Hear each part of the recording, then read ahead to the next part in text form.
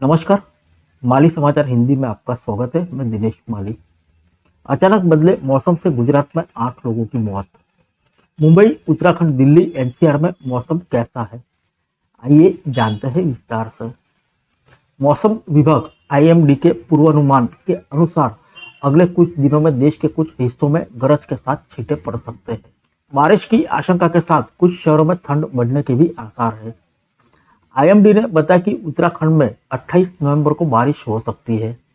छत्तीसगढ़ के कई इलाकों में हल्की बारिश के आसार है। दिसंबर के पहले हफ्ते से ही कड़ाके की ठंड पड़ेगी।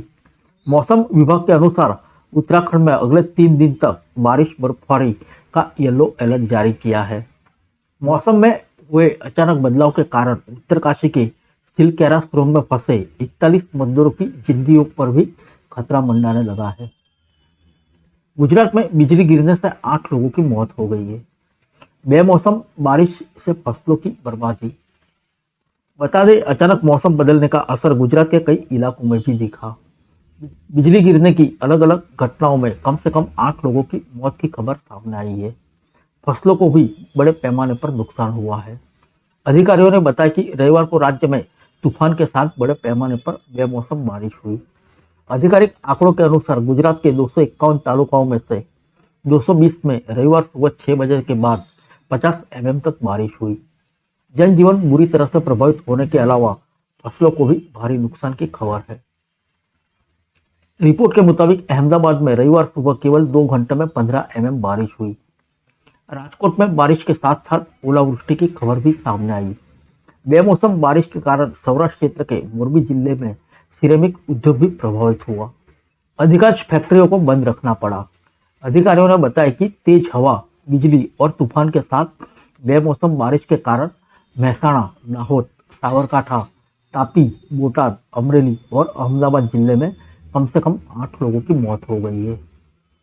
महाराष्ट्र में भी अचानक बदले मौसम के मिजाज के साथ बारिश की तस्वीरें भी सामने आई। रविवार शाम आर्थिक राजधानी मुंबई में बारिश हो रही है। साथ ही मौसम विभाग ने कहा कि महाराष्ट्र के कई इलाकों में गरज के साथ छींटे पड़ सकते हैं। आईएमडी के अनुसार महाराष्ट्र के कुछ हिस्सों में भारी बारिश, तूफान और ओलावृष्टि की भी खबर सामने आई है। मुंबई, ठाणे और पालघर में भारी बारिश होने की संभावना है। इसके अलावा नासिक और अहमदनगर के कुछ हिस्सों में वज्रपात के साथ साथ आंधी की भी आशंका है। उत्तर भारत में सक्रिय पश्चिमी विक्षोभ का असर मध्य प्रदेश के कई शहरों में भी दिखने लगा। ठंडी हवाओं के कारण रात में पारा गिरने लगा। आने वाले दिनों में ठिठुरन और बढ़ने के अनुमान है। मौसम विभाग ने रविवार को बताया कि उत्तर भारत की पश्चिमी विक्षोभ के कारण मध्य प्रदेश के 5 शहरों में बारिश हुई। सोमवार को 14 शहरों में भारी बारिश और ओलावृष्टि का ऑरेंज अलर्ट जारी किया गया। पड़ोसी राज्य छत्तीसगढ़ के भी कुछ इलाकों में बारिश के आसार हैं। छत्तीसगढ़ में बदले मौसम के मिजाज के कारण अभी कड़ाके की ठंड नहीं है, लेकिन मौसम विभाग का कहना है कि पिछले साल की तुलना में इस साल अधिक ठंड पड़ सकती है। वातावरण में नमी की मात्रा बढ़ने की वजह से 1-2 इलाकों में बारिश के आसार है। पहाड़ी राज्य हिमाचल प्रदेश की राजधानी शिमला में मौसम विभाग ने बर्फबारी के अनुमान जताया है।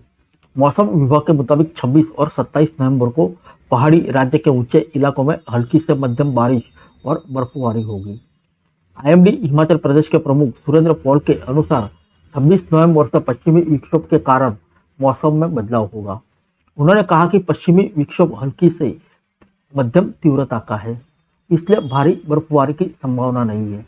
उन्होंने बताया कि 26-27 नवंबर तक चंबा, किन्नौर, लाहौल स्पीति, कुल्लू, कांगड़ा और शिमला जिलों के ऊंचे इलाकों में बर्फबारी होगी।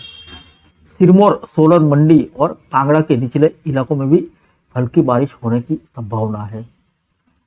28-29 नवंबर तक बर्फबारी कम होगी और मौसम साफ हो जाएगा। राष्ट्रीय राजधानी दिल्ली और आसपास के इलाकों में वायु प्रदूषण के कारण भी जनता हलकान में है। राष्ट्रीय राजधानी क्षेत्र एनसीआर और दिल्ली, नोएडा में रहने वाले लोग अभी भी जहरीली हवा में सांस लेने को मजबूर है। दिल्ली वासियों को अगले 6 दिन राहत के आसार नहीं है।